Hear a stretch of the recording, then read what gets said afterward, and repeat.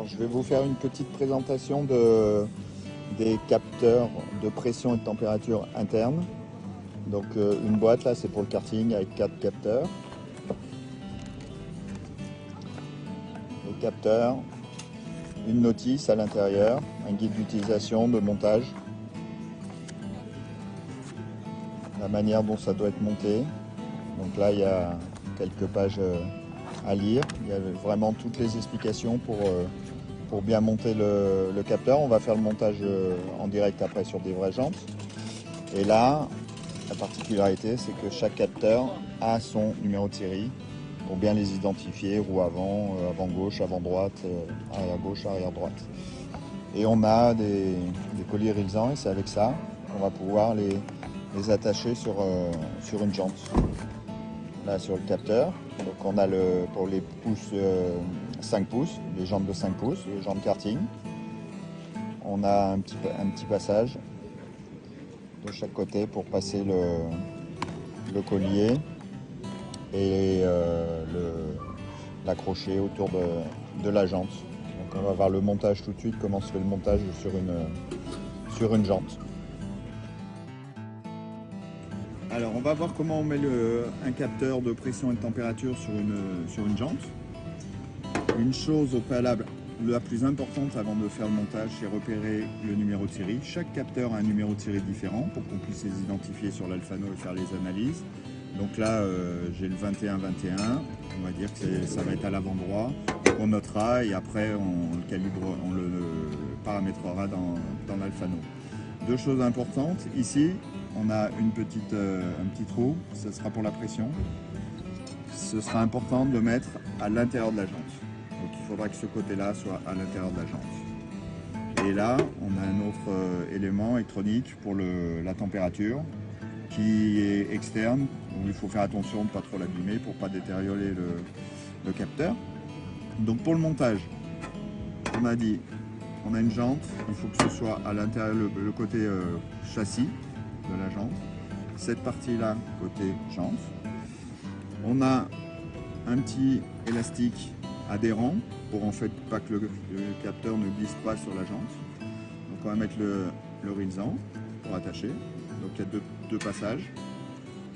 On passe. Pour se souvenir où on a mis, quand on a le pneu, on voit pas trop où on a mis le capteur. Un repère, ça va être la valve. Donc on va placer le capteur à cet endroit-là.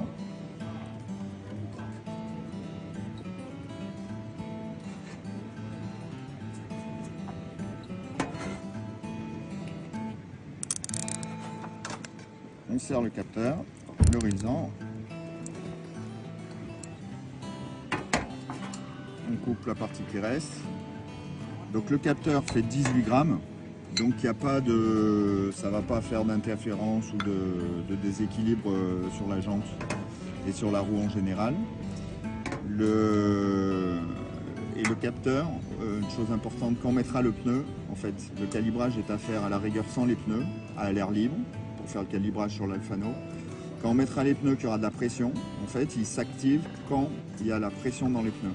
Donc une chose importante pour la durée de vie qui est garantie pour 5 ans, il faut dégonfler les pneus quand vous avez fini votre week-end ou quand le kart ne roule pas, dégonfler les pneus parce que si le pneu reste sous pression, vous avez le capteur qui est complètement allumé tout le temps, donc ça use la pile qui est interne, qu'on ne peut pas changer, qui est sertie dans le...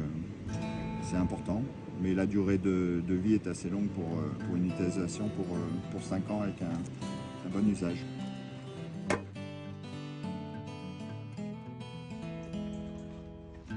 Alors pour paramétrer les capteurs de pneus et les calibrer, il faut aller dans Réglages, Paramètres, OK, on descend sur le menu capteur de pneus, on valide, là on a capteur interne, capteur externe, on valide. Donc là c'est déjà paramétré, mais si on veut paramétrer, on appuie en haut à droite, là, une seconde, un peu plus d'une seconde. Et donc, il faut avoir bien repéré où on a mis, donc chaque capteur de pneu a un numéro de série. Donc il faut savoir où on a mis Par exemple ici, à l'avant gauche, c'est le 1561. Donc il faut avoir mis le capteur dans la roue avant gauche.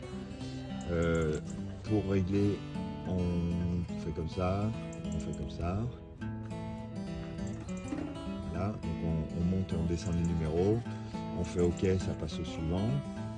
Donc on fait les 4 pneus comme ça. On valide. Donc dès qu'on a le paramétrage qui est fait, donc quand on fait le paramétrage, il n'y a pas les valeurs ici. Là, le paramétrage est déjà fait.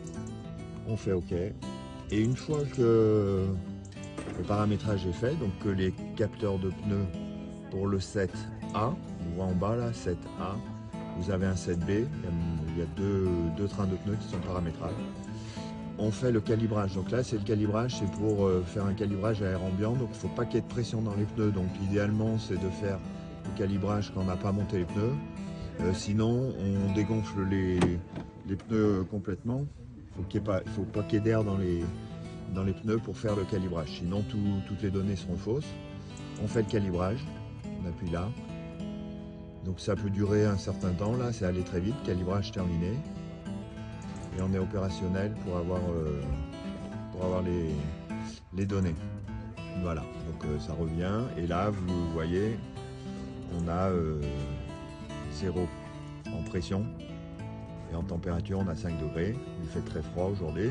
Donc P pour pression. Donc les 4 sont à 0. Donc on a bien calibré les capteurs. Et les températures sont déjà affichées. Ensuite, le paramétrage est terminé, donc là on peut gonfler les pneus et aller rouler.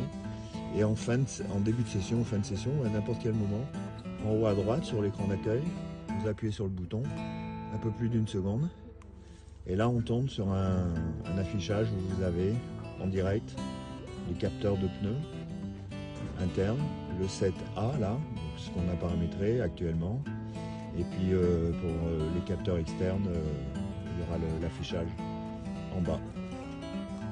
Et on revient sur l'écran d'accueil en appuyant sur le bouton en bas à droite.